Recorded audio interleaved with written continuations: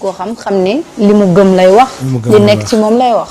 parce que en vérité dafa am loo xam dafa bokk ci contrat de mandature bi. waaw. li nga xam ne moo war a révolutionner la politique sénégalaise. mooy la malgouvernance. gis nga loolu rek doy na mandat. parce que daf ci am yoo xam ne c'est vraiment dissuasif. parce que dafa am loo xam ne loolu lañ doon bàkkee politiciens te loolu moo tardel Afrique. gis nga boo demoon salon des mines bi nii salon international du mine. da ngay foog ne alors luubalu Sénégal yëpp foofu la woon ndekete. c'est-à-dire foo dem rek da ngay foog ne foofu rek c'est-à-dire da nga naan sax man kon ñun jarul sax ñuy toppatoo yeneen ministères yi.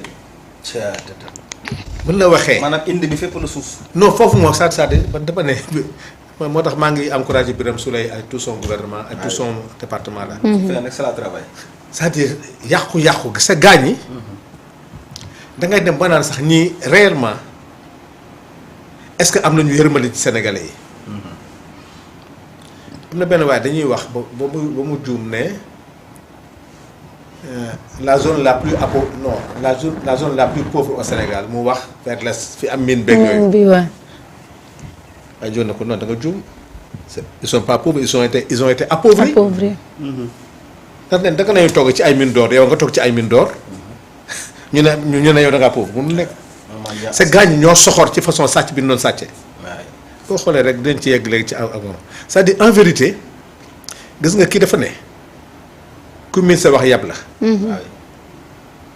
gis nga ñii dañoo dem départ bi ñi xamoon affaire bi dañoo gaaw dem parce que dañoo yaakaaroon ne gars yi bu ñëwee dañuy commencé moo tax gars yi teel a daw. ñi fi ñenn ñi nag wax dëgg yàlla am immunité boo xam ne toog jàpp seen jàmbur ñeneen ñi toogoon jàpp toog ba ci yàgg jël délégué ay chroniqueur rek ay yenn journaliste jox leen combat bi affaire bi commencé yaraax ñu commencé am fit.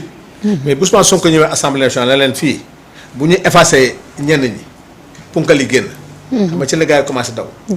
c'est que dañoo dem ba yaakaar ne et pouvoir bi de ñii dañuy wax rek. ça va être comme la même chose moo tax Ousmane Sonko naan yaa ngi topp ay 50 milliards yeeg yooyu. te gars yi ñu ngi toog ci ay mine di daw xaalis di ko suul ci tool yi demoon nañu ba sax ne di nga kër gars yi ingénieurs yi maçon yi ko tabax sax dañ leen waroon woo ñu wax ñu forcé fu ñu ko def du jax am na kër yoo xam ne ay force la il faut ñu vérifier loolu lépp. parce que li ñu sàcc mu xëjul ci banque. déedéet. xëjul ci banque donc ba pare ñooñu ñoo toog tey yow il te gêne dans le cadre de ton travail. xam nga c'est pas normal. c'est pas Abdou Diouf bi mu demee Ablaye Wade dem wax dëgg yàlla dañoo c'est-à-dire dañoo dem sa ba nit ñi namm leen mais yow nga indi musiba man quand je vois des gens ñu critiquer le plan de redressement naan sénégalais yi bu leen cotiser te ñoom waaw bu leen cotiser te yéen xaalis bi ngeen jël rek financé na plan de redressement bi.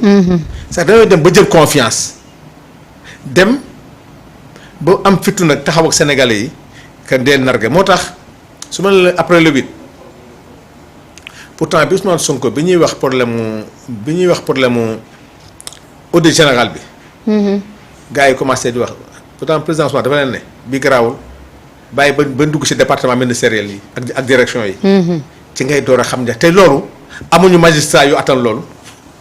est-ce que xam nga amuñu magistrat yu attan loolu. foo koy dem yow direction boo dem c'est-à-dire chaîne bande criminelle boo xam ne xoolal Amadou Sarr rek ba pare nag li gën a graaw si seen njombe mooy dañ ci dañoo taxal ay gor boo leen ci boo jëlee kaaw Amadou Sall dégg nga xaw ma ndaw soo tudd xaw ma Seynabou Ndiaye.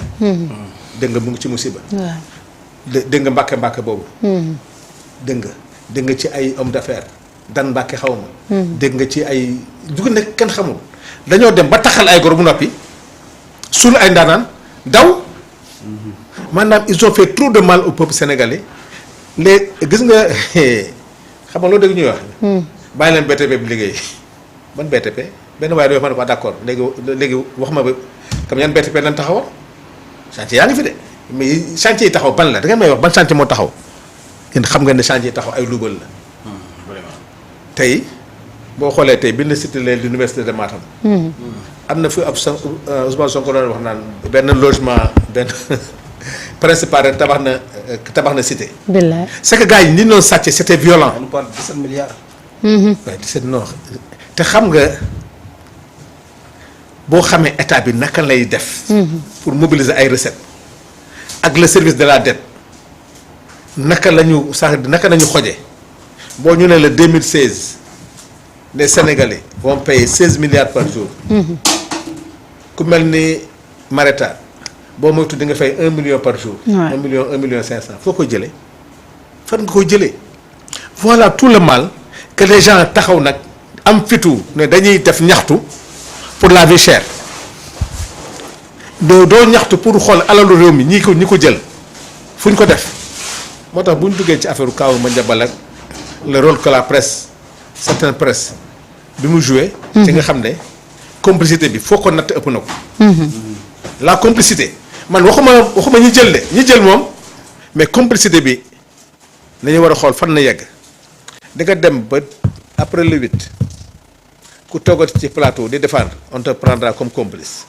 ah oui fa nañ jëm parce que nag bu ko da ngay saboter nit ñi yow ku ñu jàpp lii di jàpp ci nangam nee naa la port Ndayane bi ni ma ko yàkkamtee ñii dem toog ci emprise bi. ñu informé toog ci emprise bi ñu leen Samba demal koñ bële nga taf fa sa benn baat parce que en 2025 nu mu dul en 2030 foofu yoon lay nekk Samba dem defal fa benn baaram tabax benn affaire am. 2030 mu ne da ngeen koy yëkkati kon boo da ngeen may dédommagé gars yu bëri ay ndaanaan yu bëri noonu def moo tax emprise u port de Ndayane bi ñun fa dédommagé yëpp nañu xool kan nañ fa installé qui les a autorisés à s'installer ñu xoolaat quand même dédommagement yi. d'accord. kon le 8 moom yaakaar naa Ousmane dina tegaat dëkk bi ci raay parce que yaa ngi koy wax sànq doyen Samba y a trop de choses à rectifier quand même. tout à fait yoo xamante ni war na mën a tax askan wi delluwaat ci fi ñu nekkoon parce que quand même y a trop de frustration dans ce pays. Et puis surtout recentrer. Refaire comprendre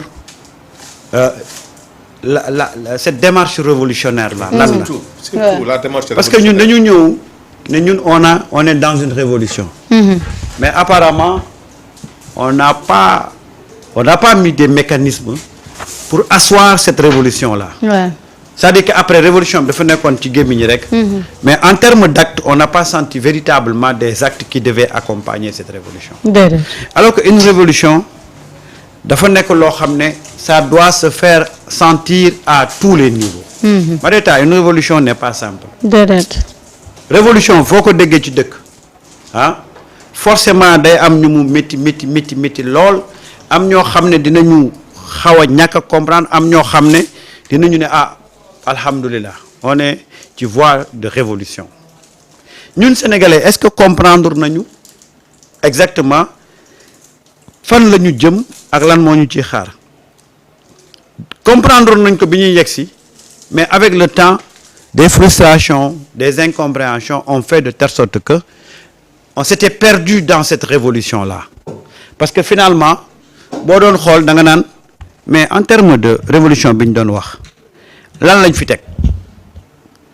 fi teg luy jëmmal ne am na révolution boo ko calculer pratiquement tu ne vois pas grand-chose dans cette révolution là léegi nag il faut que ñu commencer waat sans recentrer ko faire comprendre aux gens que fan la ñu jëm xam nga Ousmane cette démarche souverainiste là dafa nekk loo xam ne dafa ancré ci moom tey bu sañoon li mu bëgg mooy fexe ba nos ressources mu delluwaat ci sénégalais yi mais génnal nga dem ci àll bi nos carrières sont jusqu'à présent exploitées par des étrangers yoo xam ne dañ koy jël ci kanamu askan wi te askan wi du ci jëriñoo dara alors que nous notre combat c'était de se battre pour que suñuy ressources que nit ñi mën ci teg loxo tey demal ay nga génn rek ci dëkk bi nga xool carrière gis nga suñu ressources minières yi ba tey ni ko étranger yore woon ñu ngi koy yor ba tey les Sénégalais n'en bénéficient pas Sénégalais yi bénéficier wuñ ci te xam nga lan moo garaaw da ngay génn dem benn dëkk gis fa benn groupuscule bu ndaw sëgg ci benn carrière di ko exploiter sans aucun contrôle te loolu mu ngi fi am ba tey. loolu gën a ndaw bu ñu waxee pourcentage. waaw acquisition bi nga xam ne ci lañ ko amee. waaw mais da ngay taf sa gémmiñ. da ngay taf sa gémmiñ xam nga tey nous avons besoin de récupérer nos ressources halieutiques. nos ressources minières. tey on doit nous expliquer aujourd'hui fi nga xam ne fa la suñu négociation ak Woodside toll. doyen je suis désolé mais xam nga tey bu ñu demee ba SOMISEN génne ne jot na récupérer ñaata milliards à l'époque 38 est-ce que du woon 75 milliards. ah 75 milliards. Sénégalais yi di tàccu c'est vrai pour une première fois c'est vrai. Ça apparaît comme un exploit. mais après boo xoolee ñun li ñu moom ci la muy génne ci ay milliards ñu am ci 75 milliards mu mel ni da nga ne ñu àjjanaa ngi ci dëkk bi. donc yooyu dañ ko war a encore faire comprendre aux gens que tey suñu ressources yi dañu war a dem ba ni Burkina nationaliser ay ressources am Niger def ko ak yeneen dëkk ñu dem ba àgg foo xam ne ñun on va nationaliser nos ressources. mais ça est-ce que mën naa la wax benn affaire. waaw gis nga ces gens là nga dégg ñu naan contrat yi pourcentage bi ñu ci am. mais corruption dafa am ci biir. ah bon. parce que xel nanguwu ko. déedéet. xel nanguwu ko gis nga dama lay jox rek l'affaire Elis projet de Madiambal Diagne. mais loolu benn rek ci yeneen affaire yi Farba ci ñu koy tudd ci yu mel noonu gis nga.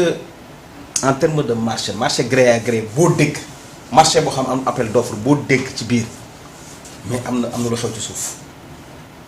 lu xew ci suuf parce que gars yi bu ñu ñëwee ne la te gis nga loolu moo waral indi la renégociation des contrats. c'est que ñun ñu ngi tombé dans le piège. moo français bi dañu war a bàyyi. gré à gré.